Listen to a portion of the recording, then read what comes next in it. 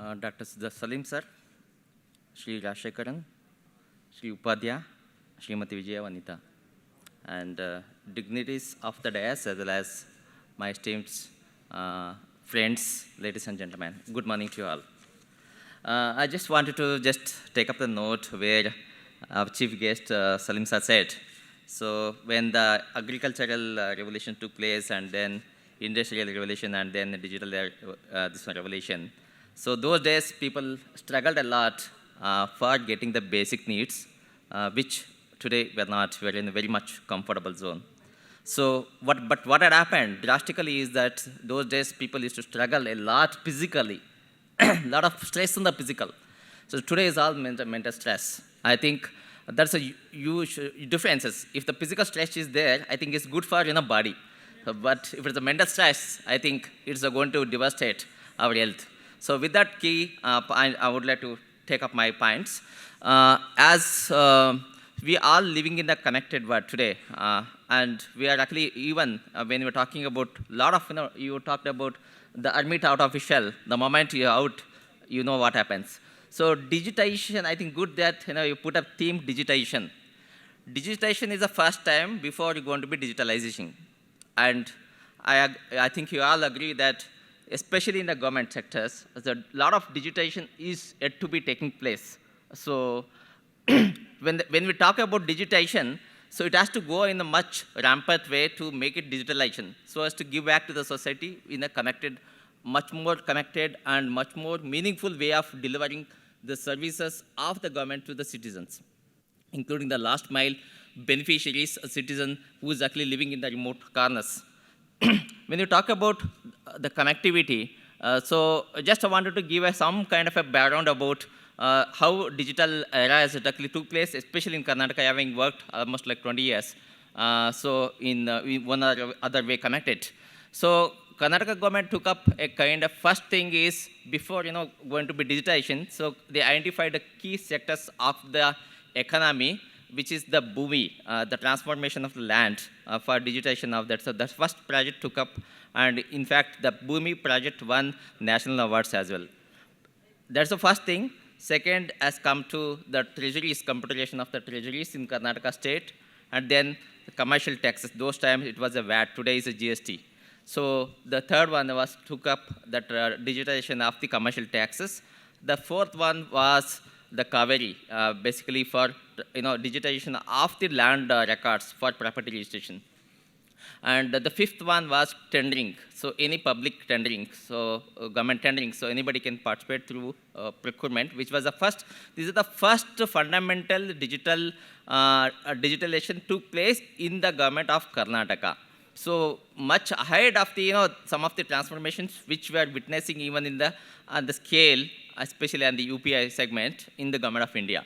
So that's when actually the digitalization era took place. I'm talking about the history about like 20 years, so not today's thing. So today is much more to talk about digitalization. So as we are talking today, sir, we host about roughly about 1,000 applications in the state data center. 1,000 applications. So it's very complex, complex environment we all in living, and it's not a joke to deliver the services seamlessly to the citizens and a public at large is not a joke, because the 1,000 applications and 1,000 applications are set up in a different technologies. Okay, different technology stacks, different development teams, different testing teams, and different basically team to manage it. And it's all compassed in one kind of an environment. It's a data center. And there are some few packets of such kind of a data centers have also emerged to specifically see to that those services effectively delivered. I'm sure that police department has set up its own kind of such a kind of an environment. Similarly, the treasury department has set up something. Urban development department have set up some packets of that. So infrastructure has given basically taken a central node in ensuring this delivery of the services through these applications. There are such infrastructure do exist in Karnataka government. Coming back to government of India, so that the COVID is a lot of surge and a lot of thrust on all the sectors, especially on the education and health. So without which and hospitality management, without which I think we would not have come back, we would have not stayed ahead of the curve as compared to the other our neighboring competing countries today. So thanks to the technologies and the brain of the younger generation of India today, and they have given them a lot of trust in making those systems more resilient and more available to cyber security, basically overcoming those security threats even today we're talking about. So during this COVID, so the threats actually, increased by many folds, okay? And today, as that trend actually not actually come down, because the people, perpetrators, they learned how to, basically hack the systems. So that has become a kind of a plethora of opportunity during the window of, 2-3 years of, the COVID era. So they gained a lot of, this one insights about how to hack the systems. So today we are talking about this one initial access brokers.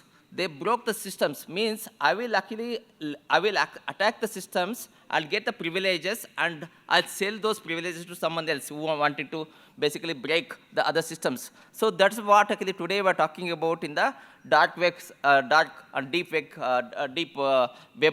website, where the tools are being sold like any commodities, and security vulnerabilities and tools, exploitation tools actually available, and hackers available for basically selling this one.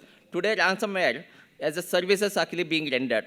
So giving all that, are we prepared to deal this one, and securing our environment is a need of the hour that governments, especially corporates and as well as startups have to think about. The moment we compromise, our reputation lost, our business lost. So we have zero tolerance on the cyber attacks. So much for to do that one, we are talking about a lot of things about the digital trust, trust access, and then we are talking about AI. So people, this perpetrators are using AI tools to, basically exploit our vulnerabilities. It's not that no more this one actually everybody wanted to put up one tool and then exploit and write a script and then exploit the other one, write one more script and this. It is taking used time, about a week or 10 days, 1 week, about a month or years time to exploit these things. Today the AI is in place, so culprits are waiting for an opportunity to just exploit the tool in just about the scan the system ports and then getting into this one. So we cannot combat those kind of attacks unless we bring AI element into our defending mechanisms. It is a time that we have to think through how do you bring a kind of ethical AI systems in the era of digitalization to have to safeguard our data and infrastructure. So Government of India as well as Government of Karnataka working hand in hand, bringing those kind of a framework. So Rajesh Pant, so actually he has mentioned Lieutenant General, the retired one. So he has actually come out with he's a national cyber security coordinator. He's working on bringing up a framework, basically the framework, national cyber security reforms framework. So that will basically kind of a thing which can kind of become a template for most of the government departments to basically look at the checklist, where are we in terms of compliances, security controls, and then look at those things and then adapt those one in the era of cloud and AI. So that's one thing I think is soon we are going to get that kind of a thing. But the Government of India, which is launched about the policy in the way back in the 2013, is a quite old, kind of a policy which is nowhere is going to be, this one actually much more, I would say rather, dynamic. But Government of India actually rolled out 13 agencies, NCIPC, a lot of kind of guidelines as well as some of the templates basically for combating cybersecurity by simple guidelines, checklist kind of a thing. So which have been circulated to most of the ministries and as well as departments so as to look back whether we are complying to that, and then check as just a checklist, common checklist, and look at that where are we in terms of cyber security, and what are the risk factors. So what are the remedial actions for that to safeguard our environment. So those are the things, steps we are taking it up. In Karnataka government, we also have set up a cyber security operations center, because So as a lot of logs are coming about, logs are mounting like this Everest. Today we're talking about 20 terabyte of the data is about only the logs. So and also says certain says that we have to keep the logs about all the systems applications for a period of 6 months. This is also a regulatory compliance. So we are keeping those kind of a logs and also ensuring that other entities who owns applications and infrastructure should comply that. And any incidents which are actually happened, cybersecurity incident that need to be reported to the certain as per the section 70B of IT Act within 6 hours. So failing to comply that leads to imprisonment, including a kind of a fine as well. So with that, all that regulatory mechanism in place, but the point is, I would like to tell you with my experience that so unless we practice, like advocates practice day and day out, and the doctors actually practicing how to treat the patients. Similarly, the IT fraternity, how to practice one and all that, how do we practice this hygienity and also cyber security in our infrastructure, including our personal devices, mobile devices.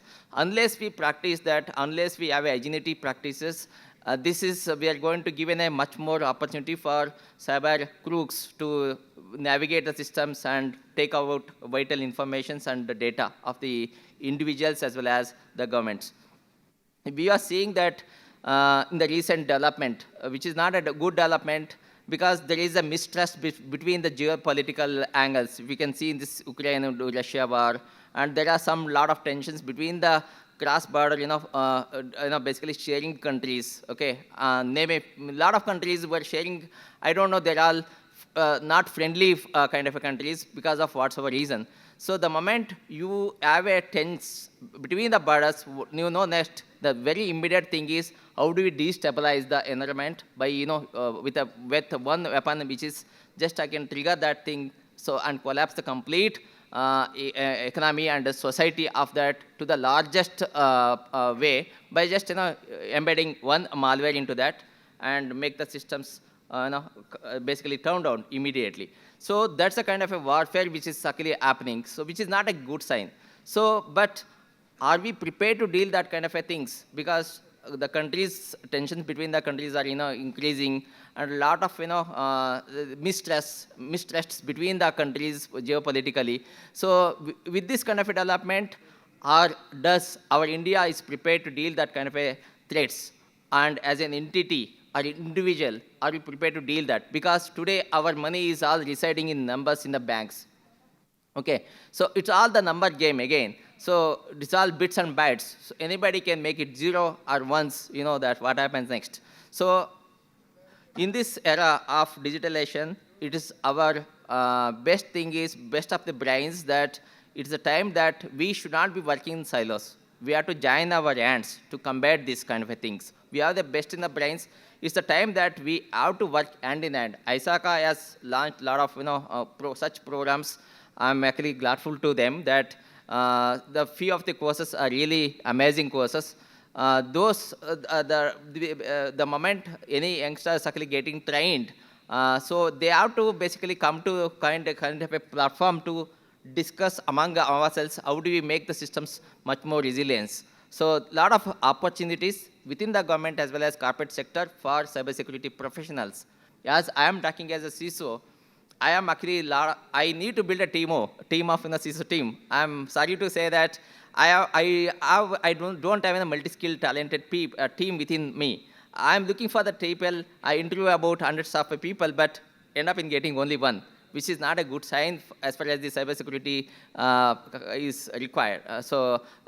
People are required to work in the CISO team. So I would request ISACA to get connected from of the best in the ones to basically set up the CISO team in Government of Karnataka to make the systems much more robust. So the intent of the cyber attacks, earlier days, it was only getting the money from somebody's accounts and just do DDoS kind of an attacks, make the system down. The intents are different now today. So intents are different in the large scale. How if we can make the Twitter down or Facebook down, so I'll get an image. So the attackers are thinking about that. So they get a name and fame. So, and we can destabilize the complete environment and the economy. That is skill, people are, hackers are now thinking about. So, and the moment actually cyber security criminals start attacking the systems, we have to know the intent of that attack. So gone are the days used to say, yes, there is some kind of an attack is happening, and it's actually taken successful in grabbing one of the file. We are never used to care. And today is not that. So the context, the intentions are different, and so they wanted to cripple in the larger extents. So it's a time that we have to, again, think through how do you bring this technology and especially AI segment into identifying these attacks which are taking place right from the perimeter level all the way up to the my kernel level. So we have to prepare to deal with this kind of a thing. The moment any such abnormality happens, our SOC team should basically notice before is going to laterally move across the systems and then inform to the right agencies or this one. The moment Sir also mentioned about forensics, also very, very important because we are lacking again in the forensics, proving the digital evidences and forensics. So it's a need of our that forensics also have to basically use the right technologies to prove the evidence of that such an incident happened committed by so-and-so person. So to make that happen, again, the innovations have to will play an important role in bringing this kind of a forensics labs in this one. And forensics people say, I have spoken to few of the guys, few of the companies, they say, so forensics is once in a blue moon, sir, will happen. There is no constant business for us to basically, this one. So, one should not be just looking at the one forensics. It should be a combination of your, like audits, and VAPTs, VASAs, as well as this forensics. So it should be a combination of that so that you can sustain in the businesses. Otherwise, the forensics alone will not fetch the businesses because it happens once in a while. So if you have to give some kind of a thing, certain reported about 53% hike, this increase in the cyber attacks last year, 2022. And the rate at which the year-on-year the cyber attacks actually going high. And as far as the IBM has reported, each of the breach costing about $2.5 billion. Today is estimated is about almost double. And the economy cyber, because of these cyber incidents, it was estimated about, as per the report of Statista, it was estimated about $8.44 trillion. And it's going to be like $23.84 trillion by 2027. It's a huge risk unless we prepare to deal with cyber security threats in a very, very effective way. So for which I would like to basically call upon ISACA, please lend your support to the government to make it much more resilient in all the aspects of the digital system to deliver to internet purpose. At the same time, to offend these cyber threats from all these kind of attacks. So with this, she also mentioned about a line, clouds are, in their speech, like clouds are drifting. So definitely it's drifting, but we should not be, basically join our hands to make that unite, to make it, our systems much more resilient. With that note, I would like to thank ISACA and all of you. Thank you very much.